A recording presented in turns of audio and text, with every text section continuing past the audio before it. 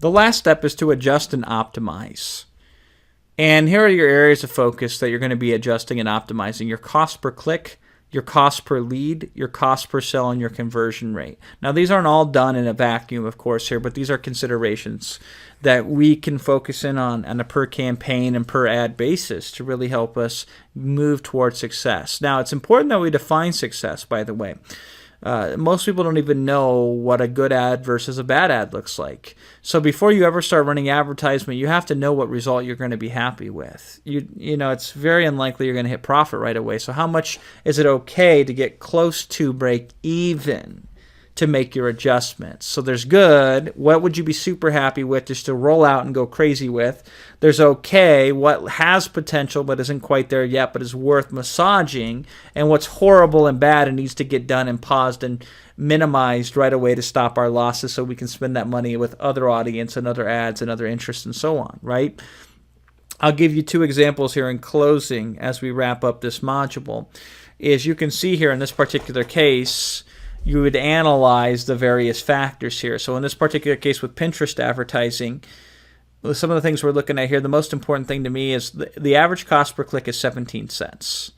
And that is a total ad of, so forget everything else, 17 cents per click, right? It's very funny. If you say, well, I get net, you know, like I make, when it's all said and done, when you factor off every single other cost, let's just say we make $17 net profit per sale on our product. So the question is, if we make $17, how many clicks can we spend, or how many clicks can we generate before we break even? And in this case, it's 100 clicks, right? So 17 cents times 100 clicks is $17. So we would have to convert to Pinterest traffic at 1% if we were going to be able to break even and acquire a customer. And that's really important to us to be able to know if that's possible. Now, the other thing here is total clicks, 5,900 clicks, nearly 6,000 clicks. Let's just assume that was done. Let's just assume that was done over a 30-day period. So then you're like, how many clicks is that? And that is roughly 197 clicks per day. Let's just call it 200 clicks a day.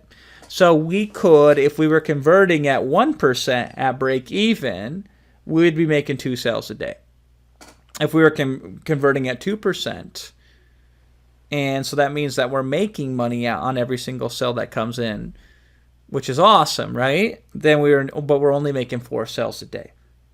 So these are just some of the things that you have to be considerate of and optimize and tweak and churn and play around with, right? If we're making 5% conversion, we're making a sale per every number of clicks, right? 20 clicks in this particular case. You take 5,920 divided by 20, that's 296 sales. Now, if we're doing that in a 30-day period, that's about 10 sales a day. So these are how we play with these numbers. So if we know that the cost per click isn't low enough for us to break even, then we either have to improve the cost per click, improve our conversion rate, or on the flip side, if the cost per click is fine, but we're not making the number of sales to help us reach our forecast, guess what?